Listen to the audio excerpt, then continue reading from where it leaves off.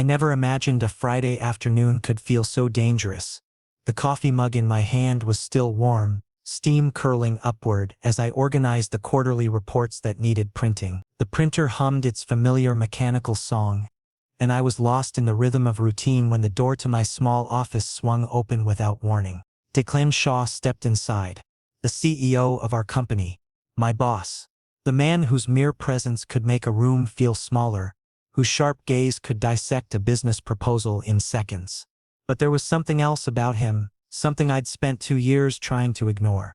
The way my pulse quickened when he walked past my desk, the way his rare smiles made my stomach flutter. I'd buried those feelings deep because they were pointless, inappropriate, and utterly one-sided. Today his expression was carved from ice. No warmth, no acknowledgement of the years I'd dedicated to this company. Just cold, calculated detachment. He didn't greet me. He didn't ease into the conversation with small talk or corporate pleasantries. Instead, he spoke my name like it was a business transaction. "Julian, we need to discuss something. Immediately." The formality in his tone made my blood run cold. I set down the mug carefully, as if the simple act could anchor me to reality. Something in my gut twisted, sending warning signals through my entire body. This wasn't a routine check-in. This wasn't feedback on my latest project. Declan positioned himself against the corner of my desk, arms crossed over his chest, jaw set in a hard line. He'd always maintained a professional distance, but today his body language screamed hostility, threat, finality. "I'm terminating your employment," he announced, his voice flat and emotionless. "You have 30 minutes to collect your belongings. Security has been notified and will escort you from the building." The words hit me like a physical blow. My mind went blank, struggling to process what I'd just heard. Terminated? After 2 years of dedication? After countless late nights, weekend work sessions, and going above and beyond every single deadline? I'd given this company everything: my time, my energy, my unwavering loyalty. My hands gripped the edge of the desk instinctively, as if holding on to the furniture could somehow prevent my entire world from crumbling. "Sir, I don't understand." My voice came out shaky, betraying the confusion and hurt swirling inside me. I hated how weak I sounded. "Have I done something wrong? Is there a performance issue?" "This is strictly a business decision," Declan replied, already turning toward the door. His refusal to meet my eyes felt like another slap. "Human resources will process your final compensation. The paperwork will be forwarded to you." He moved toward the exit, and panic seized my chest. Business decision? What did that even mean? I'd exceeded every metric, received commendations from department heads, and maintained impeccable attendance. None of this made sense. I tried to stand, to demand a proper explanation, but my legs felt like they'd turned to liquid. The room seemed to tilt slightly, and I gripped the desk harder, knuckles white. Just as Declan reached for the door handle, it swung open from the outside. And then everything changed. A woman entered the room, elegant, poised, probably in her mid-50s. She wore a designer suit in navy blue, her silver-streaked hair styled perfectly. Everything about her radiated authority and old money, from her diamond earrings to the confidence in her stride. But her eyes, when they landed on me, held something unexpected. Warmth, recognition, genuine affection. "Julian." Her voice wrapped around my name like a comfortable embrace, making my throat tighten with emotion I didn't understand. "Oh, my favorite boy. I can't believe you're here." Declan's entire body went rigid. He turned slowly, his perpetually controlled expression cracking to reveal something I'd never seen before: complete and utter shock. His eyes widened fractionally, and his mouth opened slightly before he seemed to regain his composure. "Mother," he said, and the single word carried layers of confusion and alarm. "What are you doing in this building? I wasn't expecting you." But she wasn't looking at him. She was moving toward me, arms extending for a hug that I was too stunned to reciprocate properly. When she pulled me into her embrace, it felt startlingly familiar, like echoes of comfort I hadn't experienced in years, like memories of my own mother before illness stole her away from me. I stood frozen, my mind racing to make connections that didn't quite fit together. Who was this woman? Why did she know my name? And why was the CEO's mother calling me her favorite boy? Declan's carefully constructed professional mask had completely shattered. He stared at the two of us, his jaw working as if he wanted to speak, but couldn't find the words. The man who commanded boardrooms and made million-dollar decisions without hesitation looked completely lost. "Mom, I need an explanation," he finally managed. His voice strained. "How do you two know each other?" The woman pulled back from the hug but kept one hand on my shoulder, her touch gentle and maternal. She looked at her son with an expression that mixed disappointment and determination. "Declan Shaw," she said, her tone firm despite the warmth in her eyes. "We need to have a very serious conversation about the decisions you're making. Right now." I stood between them, caught in whatever family dynamic was unfolding, my career hanging in the balance, and my confusion reaching astronomical levels. The CEO who'd just fired me was staring at his mother, who apparently knew me from some mysterious past I couldn't quite place. Friday afternoon had definitely become dangerous, but not in any way I could have predicted. The hug from Mrs. Shaw carried a warmth I hadn't felt in years, the kind of maternal comfort that had vanished from my life when my own mother passed away. But standing in my office, caught between a woman I barely remembered and the CEO who'd just destroyed my career, comfort was the last thing I actually felt. Confusion overwhelmed everything else. I had no memory of ever interacting with Declan's family. I didn't even know his mother worked for the company or had any connection to these offices. The corporate directory listed Shaw as a common surname. At least 5 other employees shared it. How was I supposed to know this particular Shaw was related to the man who controlled my professional fate? Then something clicked in my memory. A fragment of a summer long ago, a community center. A kind woman who volunteered there. Mrs. Marilyn? The name came out hesitantly, like I was testing whether the memory was real or imagined. Her face brightened with a genuine smile that reached her eyes. "Yes, sweetheart. I'm so glad you remember me. It's been far too long."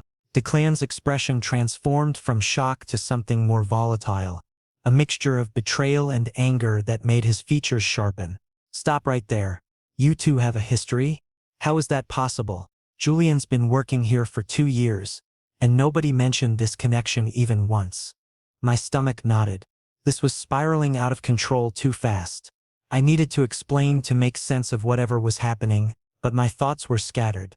Mrs. Marilyn took my hand in both of hers, her grip reassuring, and turned to face her son directly.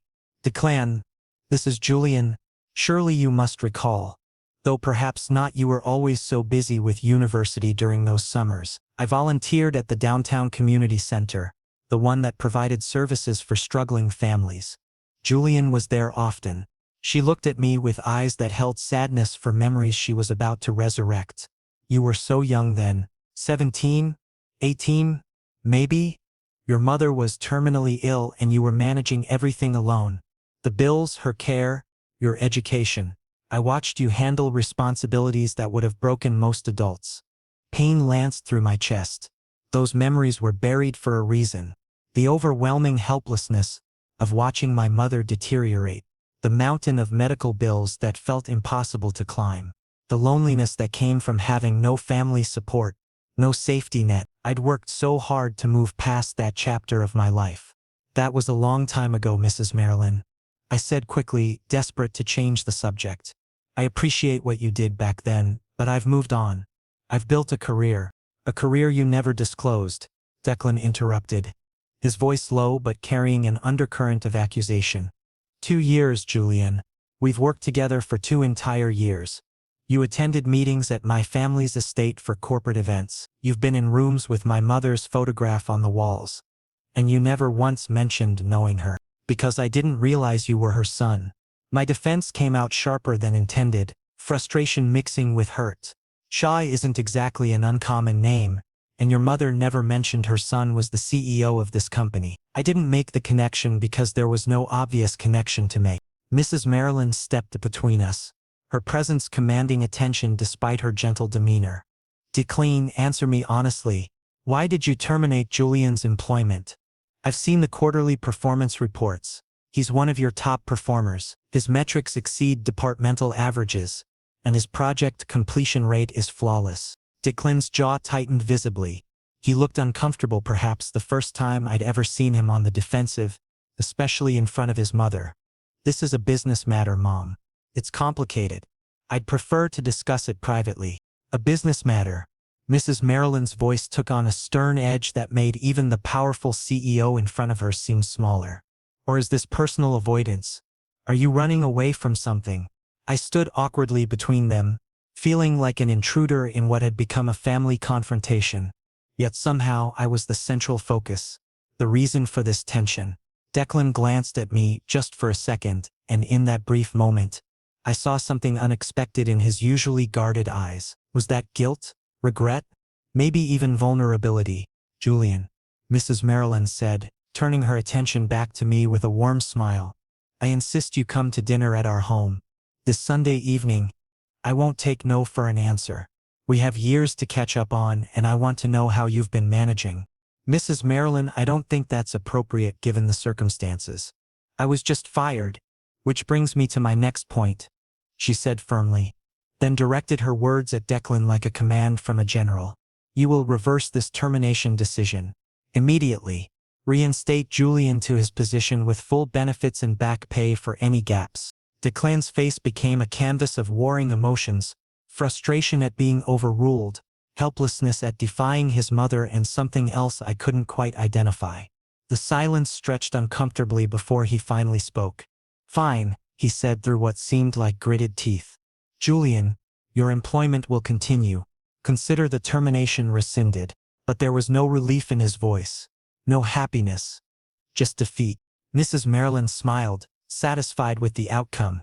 She gave me one more warm hug before gracefully exiting the office, leaving behind the faint scent of expensive perfume and the weight of unresolved tension. The door clicked shut. Declan and I were alone. The air felt suffocating, heavy with everything unsaid. He stood there, looking at me with an expression I couldn't decipher. Why didn't you tell me? The question came out barely above a whisper, and it carried more emotion than anything he'd said all day. I met his gaze directly, finding courage I didn't know I had.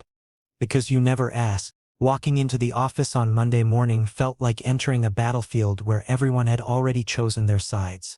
The moment I stepped through the doors, conversations stopped mid-sentence. Heads turned. Eyes tracked my movement across the floor. Whispers erupted in my wake like small fires spreading through dry brush. The story had spread over the weekend. CEO fires employee. CEO's mother intervenes. Employee mysteriously returns to work. The narrative had taken on a life of its own, mutating into something far more dramatic than the actual events. Some versions painted me as a manipulative opportunist. Others suggested I had blackmail material. A few implied something even more scandalous. I kept my head down and made my way to my cubicle, feeling the weight of dozens of stares burning into my back. My desk looked exactly as I'd left it Friday afternoon. Coffee mugs still sitting there, reports half organized. Everything frozen in time. Except now, everything felt different, tainted. Opening my laptop felt like an act of defiance. I had work to do, deadlines to meet, reports to finalize. I refused to let gossip derail my productivity. But focusing proved nearly impossible when every fiber of my being felt exposed and vulnerable. By mid-morning, my closest colleague Ryan Chen from the adjacent cubicle leaned over the partition separating our spaces. He had that look people get when they're fishing for information they can later share with others. You've got some serious luck, man, he said with a grin that didn't quite reach his eyes. Having the CEO's mother in your corner? That's like holding a golden ticket in this place. Untouchable status. I sighed, not bothering to hide my exhaustion with this conversation. It's not like that, Ryan. The situation is complicated and it's not something I can really discuss. Complicated how? He raised an eyebrow suggestively. Come on, Julian. The boss fires you 1 minute, then takes it back the next. All because mommy told him to? There's definitely something personal happening here. Nobody gets that kind of treatment over pure coincidence. Personal. The word echoed in my mind, bringing with it the memory of Friday's final exchange with Declan. Why didn't you tell me? His question had been haunted by hurt, real genuine hurt that didn't make sense for a simple boss-employee relationship. Why would he care about my connection to his mother unless something deeper was at play?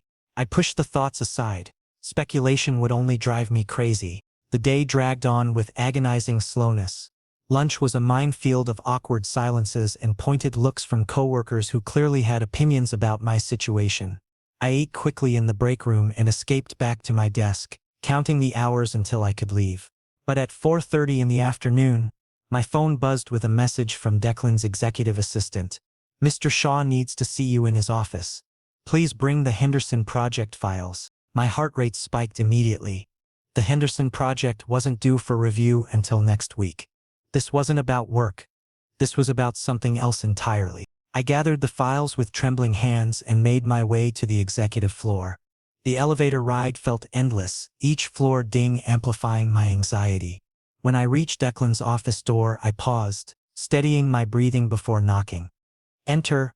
His voice was neutral, giving away nothing. I opened the door and stepped inside. Declan sat behind his massive desk, surrounded by floor-to-ceiling windows that offered a panoramic view of the city. He was focused on his laptop screen, fingers moving across the keyboard with practiced efficiency. For a moment he didn't acknowledge my presence, and I stood there clutching the files like a shield. Then, without warning, he stood and crossed the space between us. Before I could react, his hand shot out and wrapped around my wrist, not painfully but firmly, deliberately. The touch sent electricity shooting up my arm. "We need to talk," he said, his grip unyielding. "Sit down." "Mr. Shaw, I really should get back to—" "Sit down, Julian." His tone shifted, becoming softer but somehow more intense. It wasn't a request. It was a command wrapped in something that almost sounded like desperation. I lowered myself into the chair across from his desk, and he released my wrist, the absence of his touch oddly jarring. He returned to his own chair but didn't sit. Instead, he stood behind it, hands gripping the leather back, studying me with an expression I couldn't read. Several seconds of loaded silence passed before he finally spoke. "I owe you the truth about Friday," he said, his voice carefully controlled. "The termination had nothing to do with your performance. You're exceptional at your job, possibly the most dedicated person on my entire team." I waited, afraid that speaking would break whatever spell was allowing him to be vulnerable. "I fired you because I needed distance," he continued, and something in his jaw tightened as if the admission physically pained him. "Being around you these past few months has become increasingly difficult. Not because you've done anything inappropriate or unprofessional, but because you're exactly who you are, talented, kind, genuine. And I found myself developing feelings that crossed professional boundaries." My breath caught in my throat. Was he saying what I thought he was saying? "I convinced myself that removing you from the company would solve the problem," Declan went on, his eyes never leaving mine. "That if you weren't here every day, I could regain the objectivity I'd lost. But Friday proved me wrong. The moment my mother intervened, the moment I saw the hurt in your eyes, I realized distance wouldn't fix anything. It would only make everything worse." He finally sat down, leaning forward with his elbows on the desk, his gaze intense and unwavering. "So now we're here. You know the truth.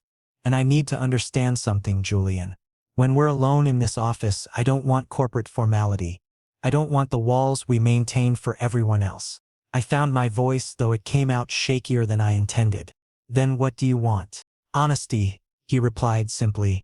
"Starting with this, stop calling me sir when there's no one else around. My name is Declan. Use it." 3 days stretched between Monday's revelation and Sunday's dinner invitation, but my anxiety had already reached impossible heights. Dinner at the Shaw Mansion? With Declan? Under his mother's watchful eye? Every possible scenario played through my mind on an endless loop. What to wear, what to say, how to act. The overthinking was relentless. On Friday, my phone buzzed with a message from Declan. "Sunday at 7 p.m. A car will collect you at 6:45. Try not to stress yourself into a panic attack. It's only dinner, only dinner." As if anything involving the Shaw family could be simple anymore. As if sitting across from the man who'd just confessed to having feelings for me while his mother served dessert was a casual affair.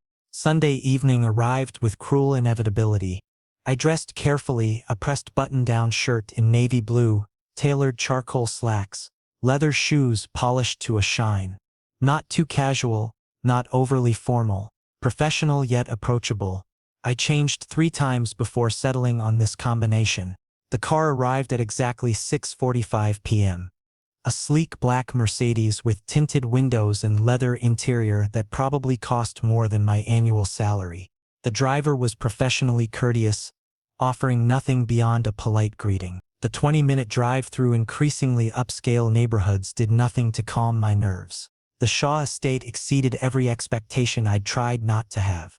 Colonial architecture married to modern landscaping, with manicured gardens that looked like they required a full-time staff. Warm lights glowed from tall windows and the circular driveway could have accommodated a dozen vehicles comfortably. This wasn't just wealth. This was generational prosperity, the kind that came with history and expectations. Mrs. Marilyn answered the door herself, which surprised me. "Julian, I'm so delighted you came. Please come inside where it's warm." "Thank you for the invitation, Mrs. Marilyn," I managed, trying to keep my voice steady. "Your home is beautiful." "Oh, stop with the formalities," she said, waving away my politeness with genuine warmth. "You're practically family, dear. Always have been. Even during those years we lost touch." She guided me through an entrance hall that belonged in an architectural magazine, into a living room that somehow managed to feel both luxurious and lived in. Family photographs lined the walls and mantelpiece. Comfortable furniture invited relaxation rather than intimidating guests. Soft jazz played from hidden speakers. And there, standing near the fireplace with a glass of wine, was Declan. He wore jeans. Actual denim jeans paired with a charcoal gray sweater that made his eyes look even more striking. I'd never seen him in anything but impeccable business attire. This casual version of him seemed almost like a different person, more accessible, less fortress-like. "Julian." He acknowledged my arrival with a slight nod, his expression carefully neutral, though something flickered in his eyes. "Glad you could make it, Declan." I matched his tone, hyper-aware of his mother observing our interaction with poorly concealed interest. Dinner was an elegant affair served in a dining room with a table that could seat 12 but was intimately set for 3. Mrs. Marilyn steered the conversation through safe territories. Her recent charity work, upcoming community center renovations, changes in the neighborhood. She asked about my current projects at work, careful to keep things professional and appropriate. But then she asked the question I'd been dreading. "How is your mother doing these days, Julian? I think about her often. She was such a fighter during her illness." My throat constricted. The wine in my glass suddenly seemed very interesting. "She passed away 3 years ago, Mrs. Marilyn. The cancer eventually spread too far for treatment to help." The warmth drained from her face, replaced by genuine sorrow. "Oh, sweetheart. I had no idea. I'm so terribly sorry. Here I've been chattering away and you've been dealing with that loss." "It's all right," I said, forcing something resembling a smile. "She's at peace now. That's what I try to focus on, that she's no longer suffering." For the first time that evening, Declan looked directly at me.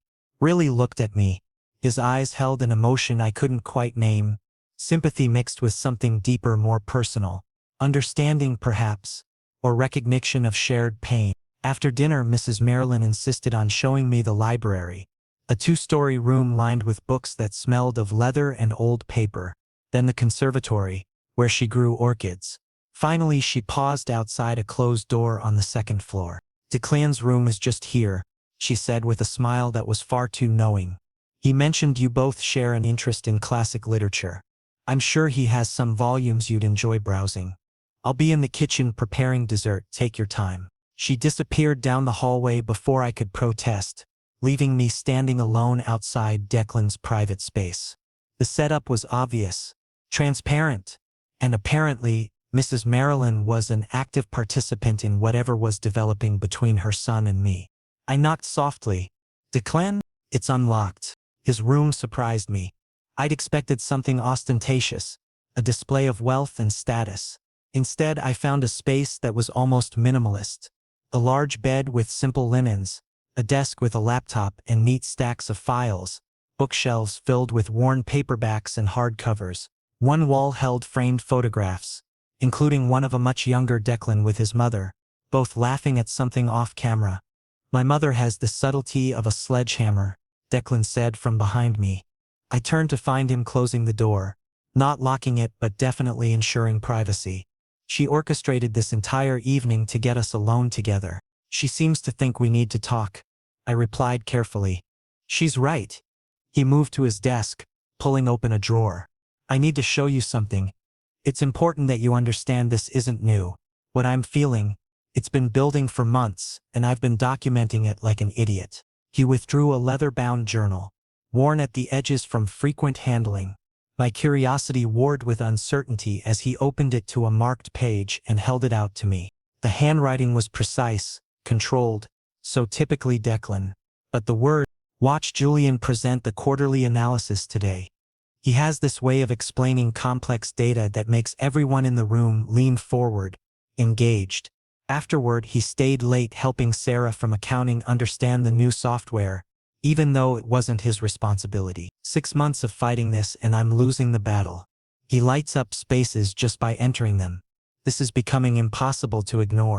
The date was from half a year ago. My hands trembled slightly as I lowered the journal. Declan, firing you was cowardice, he said quietly, taking the journal back and setting it aside. I panicked. Thought removing you from my daily life would make these feelings disappear. Instead, it just made me realize how much I'd miss you. How wrong it felt to push you away. I met his gaze, finding courage in his vulnerability. I've been terrified too, but maybe we don't have to face that fear alone. His smile was small but genuine, the most unguarded expression I'd seen from him. In that moment, the mansion's grandeur faded. The corporate complications didn't matter. It was just two people finally honest with each other. Returning to the office Monday morning felt surreal, like stepping back into a reality that no longer quite fit. Just days ago, my relationship with Declan had been strictly professional, respectful but distant. Now, after Sunday's revelations, after reading words he'd written about me in private moments, everything had shifted. The challenge would be pretending nothing had changed. At 10 o'clock, my phone vibrated with a text message. Coffee break at 11. Meet me on the rooftop terrace. We need to establish some ground rules. The rooftop was rarely used. A small outdoor space on the building's 20th floor, technically designated as a break area but largely forgotten by most employees. Private, secluded, smart choice. I arrived at 10:58, wanting a moment to compose myself before he appeared. The view was spectacular. The city spread out below us, morning sunlight reflecting off glass towers. A cool breeze carried the distant sound of traffic. Punctual as always, Declan's voice came from behind me. I turned to find him approaching, coffee cup in hand, looking less like a CEO and more like a regular person stealing a quiet moment. You said we needed to talk about ground rules, I replied, keeping my tone neutral despite my accelerating heart. We do. He joined me at the railing, close enough that I could smell his cologne, something woody and expensive. Because as much as I meant what I said Sunday night, we're still navigating a complicated situation. Inside these walls, nothing can appear different. No favoritism, no special treatment, no lingering glances that might draw attention. Professional boundaries, I said, understanding perfectly. Exactly. But outside work, he paused, turning to look at me directly. Outside these walls, I'd like to get to know you properly. Real dates. Actual conversations where we don't have to watch every word. No corporate personas, no hierarchies. Just us. Something warm unfurled in my chest. You're asking me out. Officially. I suppose I am, he said, and there was something almost boyish in his expression, nervous, hopeful. If you're willing to take that risk with me, I am, I answered without hesitation. But if anyone discovers this, we'll handle it together, he interrupted firmly. No more unilateral decisions. No more attempting to protect you by pushing you away. Whatever happens, we face it as a team. Agreed. Agreed. The following weeks developed a strange double rhythm. At work, Declan remained the exacting CEO. Demanding, professional, maintaining appropriate distance. He critiqued my presentations, questioned my recommendations, held me to the same standards as every other employee. To outside observers, nothing had changed. But outside those walls, I discovered a completely different person. Tuesday evening found us at a small Italian restaurant in a neighborhood neither of us frequented. Low risk of encountering colleagues. Over pasta and wine, Declan told me about his childhood. Boarding schools that prioritized achievement over emotional development. Parents whose marriage was more business partnership than love story. The pressure of being groomed for leadership from age 12. I never had the space to figure out who I actually was, he admitted, swirling wine in his glass. Every choice was about maintaining the family legacy, meeting expectations, being the son they needed me to. Coming out would have complicated that narrative significantly. Have you told them? I asked gently. Your parents, I mean? About being gay? My father died 4 years ago. Heart attack at 58. The corporate stress finally caught up with him. My mother knows. Has known for years. She's been remarkably supportive, actually. Keeps hinting that I should find someone who makes me happy rather than marrying for strategic advantage. Thursday brought an unexpected text. Movie night? My place. Pick whatever film you want. I promise not to complain, even if it's a romantic comedy. His apartment was in a high-rise downtown, modern and minimalist. We ended up watching a romantic comedy because I wanted to test his sincerity. He groaned at the predictable plot beats but laughed at the genuine jokes, and when our hands accidentally touched reaching for popcorn simultaneously, neither of us pulled away immediately. Saturday meant brunch at his place. He attempted to make pancakes from scratch, resulting in slightly burnt offerings that he presented with mock pride. We ate them anyway, competing to see who could add the most syrup without creating a soggy disaster. Laughing over coffee while music played from wireless speakers. These were normal moments, the kind regular couples took for granted. For us, they felt revolutionary. But maintaining the charade at work proved increasingly difficult. During a Wednesday lunch break, Ryan appeared at my table in the cafeteria, his expression speculative. You know what's weird? Shaw seems different lately. Less robotic, more human, almost like he's got something going on outside work that's making him happy. My pulse spiked. People have good weeks sometimes. Maybe he's just in a better mood. Maybe, Ryan said, but his tone suggested he didn't believe it. Or maybe there's something else going on. He's been leaving on time instead of working until 8, taking actual lunch breaks. Yesterday I saw him smile, like a real smile, not that corporate grimace he usually does. Sounds like he's finally learning work-life balance, I said carefully, taking a bite of my sandwich to avoid further commentary. Ryan's eyes narrowed slightly. You two have been meeting a lot lately. Conference room sessions that aren't on the calendar. Private discussions that seem to run long. We're working on a confidential project. I lied smoothly. Market analysis that can't be discussed with the broader team yet. He didn't look convinced, but he let it drop. As he walked away, I felt the familiar weight of anxiety settling in my stomach. We were being careful, maintaining boundaries, playing our roles perfectly, but secrets had a way of surfacing, especially in environments where people watched for any sign of advantage or scandal. That evening I texted Declan. Ryan's getting suspicious. He's noticing changes in your behavior. His response came quickly. Then we'll be more careful. I'm not giving this up. Not giving you up. We just need to be smarter about covering our tracks. I wanted to believe that would be enough, that we could maintain this careful balance indefinitely. But some part of me knew secrets in an office environment had an expiration date. The question was whether we'd be ready when ours expired. The tension in the office grew throughout the week like a slowly building storm. Ryan's suspicion had evolved into active observation. I caught him watching Declan and me during meetings, noting when we left the building at staggered times, paying attention to interactions most people would overlook. My paranoia reached new heights, second-guessing every word and gesture. Declan tried reassuring me via text, "You're overthinking this. Ryan's just a nosy colleague with too much time on his hands. Stay calm." But I couldn't shake the feeling that our careful construction was about to collapse. Friday afternoon, the bomb dropped. An email appeared in my inbox at 3:47 p.m., marked urgent, from Human Resources. The subject line alone made my blood freeze. Mandatory meeting, workplace conduct inquiry.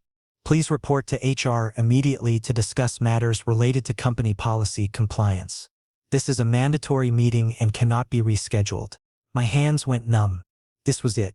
Someone had reported us. But who? And what exactly did they know?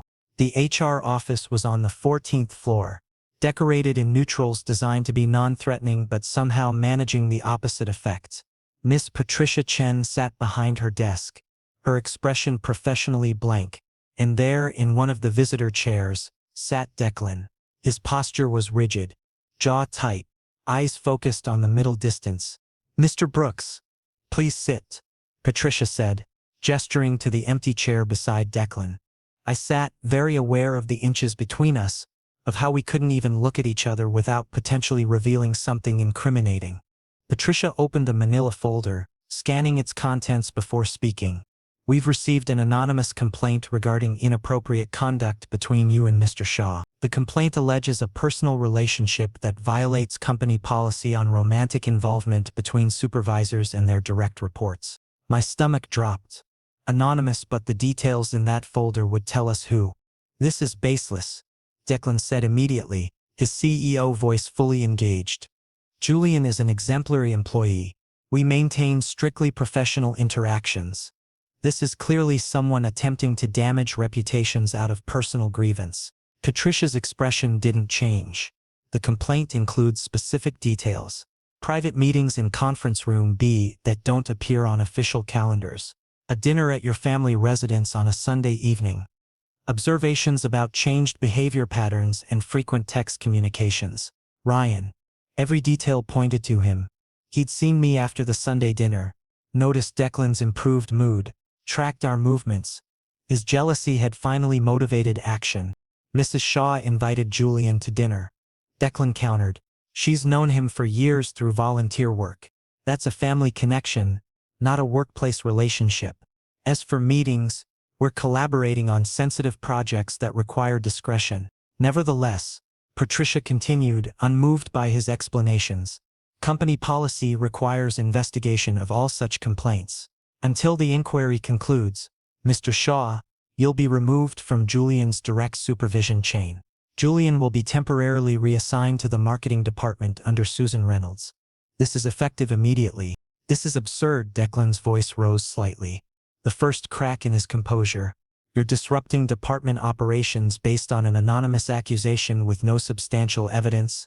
Company policy applies equally to all employees, including executives," Patricia said firmly. "The investigation will be thorough and fair. If the allegations prove unfounded, both of you will be cleared with no negative impact on your records. But we must follow protocol." The meeting concluded 10 minutes later with paperwork to sign and new reporting structures to acknowledge. Walking out of that office felt like a public shaming, even though the hallway was empty. Declan waited until we turned a corner into an unoccupied corridor before pulling me aside. "Julian, I'm so sorry." His carefully maintained facade crumbled, revealing genuine anguish. "I should have protected you better. Should have been more careful. This is my fault." "Stop," I said, fighting to keep my voice steady. "We both knew the risks. We both made this choice. You don't get to shoulder all the blame." "I can end this," he said, determination hardening his features. "I'll talk to the board, explain the situation, offer to step down if necessary. They'll listen to me." "No." The word came out sharper than intended. "If you interfere with the investigation, it'll confirm everyone's suspicions. We have to let this play out naturally. The truth will emerge." But what was the truth? That yes, we'd developed feelings for each other. That we'd been seeing each other outside work, carefully maintaining boundaries but definitely crossing into personal territory. Admitting any of that could end both our careers. That evening, alone in my apartment, I sat in the dark, trying to process the day's events. My phone rang at 9:23 p.m. Declan's name on the screen. "I can't do this anymore," he said without preamble, his voice strained. "The hiding, the secrecy, the constant fear of discovery. It's not fair to either of us, but especially not fair to you. You're the one who'll face the worst consequences." "What are you saying?" My heart hammered against my ribs. "I'm going to tell them. Tomorrow, at the board meeting, I'll disclose everything, that we've developed a personal connection, that I have feelings for you, that I want to pursue a relationship outside work. If the board has issues with it, I'll resign as CEO. The company will survive without me, but I can't survive continuing to hide something that's become this important to me." "Declan, no. You can't sacrifice your career. What's the alternative?" he interrupted, frustration bleeding through. "Sneaking around forever? Pretending not to care about you in public while only being honest in private? That's not sustainable, and it's not the kind of relationship I want with you. You deserve better. We both do. Tears burned behind my eyes. Your career, your reputation, everything you've worked for, means nothing if I lose you in the process, he said softly. In that moment, I understood. Declan Shaw wasn't just the cold, calculating CEO everyone saw. He was someone capable of extraordinary courage, willing to risk everything for honesty. Then I'm coming with you, I said, finding my own courage. To the board meeting. If we're doing this, we do it together. No more protecting each other by making unilateral decisions. Silence stretched between us before he finally spoke. Are you absolutely certain? Yes, I answered without hesitation. I'm certain, because the time for hiding had passed. Whatever came next, we'd face it together, consequences and all. The board meeting was scheduled for 9 a.m. sharp. I arrived at 8:45 wearing my best suit, the charcoal gray one I'd bought for job interviews years ago but rarely had occasion to wear. My hands trembled slightly as I signed in with the executive floor receptionist, who gave me a curious look but said nothing.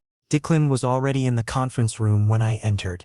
He stood by the floor-to-ceiling windows, silhouetted against the morning skyline, looking every inch the powerful CEO. But when he turned and faced me, I saw the exhaustion in his eyes.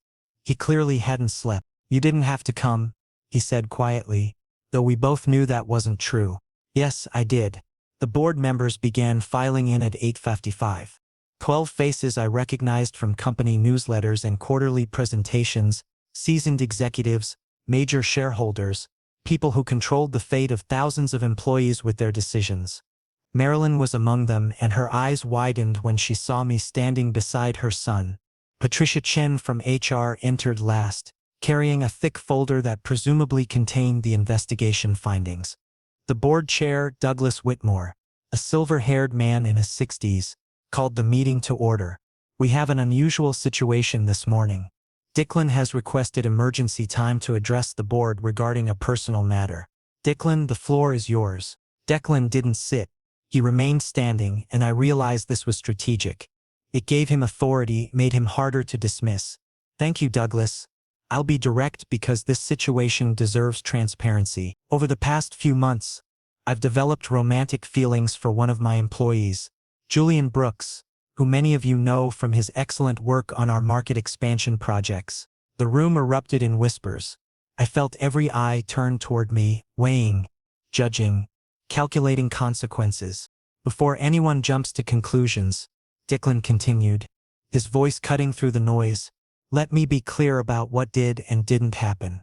We maintain strictly professional boundaries in the workplace. No favoritism, no inappropriate conduct during work hours. However, outside the office we began seeing each other personally. We were careful, discreet, and cognizant of the ethical complications. Douglas leaned forward. You're admitting to a relationship that violates company policy? I'm admitting to human feelings that I chose to pursue in my personal time, Declan corrected. The question before this board is whether my private life disqualifies me from leading this company effectively. And if the answer is yes, then I'm prepared to resign immediately. Declan. No, Mrs. Marilyn started, but he held up a hand. Mom, please, let me finish. He took a breath. I've given 15 years to this company. I've tripled our market value, expanded into 6 new territories, and maintained consistent growth even during economic downturns. My personal life has never interfered with my professional judgment. But I won't apologize for caring about someone, and I won't ask Julian to sacrifice his integrity by hiding in shadows. Patricia Chen spoke up. The investigation has concluded. I can confirm that there was no evidence of workplace favoritism or harassment. Julian's performance reviews were consistent with his abilities. His project assignments were appropriate to his skill level, and no preferential treatment was documented. The relationship, while ethically complicated, didn't materially impact business operations. However, she continued, company policy exists for a reason. Romantic relationships between supervisors and subordinates create inherent power imbalances that expose the company to liability. My heart sank. This was it. The moment everything fell apart. Then Mrs. Marilyn stood, I'd like to propose an alternative solution. All eyes turned to her. Julian, how would you feel about transferring to our international division? We're opening a new office in London. Same position level, same salary, actually a slight increase due to cost of living adjustments. You'd report directly to the European Operations Director, completely removing any supervisory conflict with Declan. I blinked, processing this unexpected lifeline. London? It's a genuine opportunity, not a punishment, she explained. Her eyes kind but serious. You'd be leading the market analysis team for European expansion. It's actually a promotion in everything but type, and it would resolve the policy violation while allowing both of you to maintain your careers. But that's... I looked at Declan, seeing my own confusion reflected in his face. That's an ocean away. For now, Mrs. Marilyn said gently. But Declan, weren't you just telling me last month that you've been considering expanding your own role to include more international oversight? Perhaps spending time between offices? Declan's expression shifted, surprise giving way to understanding. His mother wasn't just solving a problem, she was creating a path forward that worked within corporate structures while acknowledging our relationship. Douglas cleared his throat. If Julian accepts the London position and if Declan commits to increased oversight of European operations requiring regular travel, then technically there's no policy violation. They wouldn't share a reporting structure. Other board members nodded, the tension in the room shifting from scandal to practical problem solving. I need to think about this, I said honestly. London is a major life change. I need time to consider. Take a week, Douglas interrupted. We'll hold the position. But Julian, I want you to know this offer is genuine. We're not trying to exile you. You've earned this opportunity through your own merit. The meeting concluded 30 minutes later with decisions deferred. Investigations closed and unexpected possibilities opened. As the board members filed out, Mrs. Marilyn approached us with a knowing smile. You two have exactly 1 week to figure out if you're willing to fight for this, she said quietly. Long distance isn't ideal, but it's not impossible. And sometimes the things worth having require sacrifice and creativity. She left us alone in the conference room.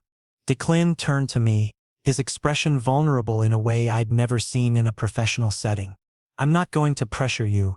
This decision has to be yours. But Julian, if you go to London, I'll find every possible excuse to be on a plane. We'll make it work somehow. I thought about my life here, the apartment I rented, the city I knew, the comfort of familiar routines.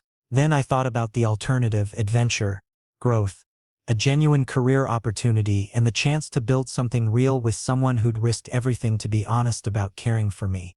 I'll need help finding an apartment in London, I said, watching his face transform with hope. And you'd better actually follow through on those international oversight plans. His smile was brilliant, unguarded, completely genuine.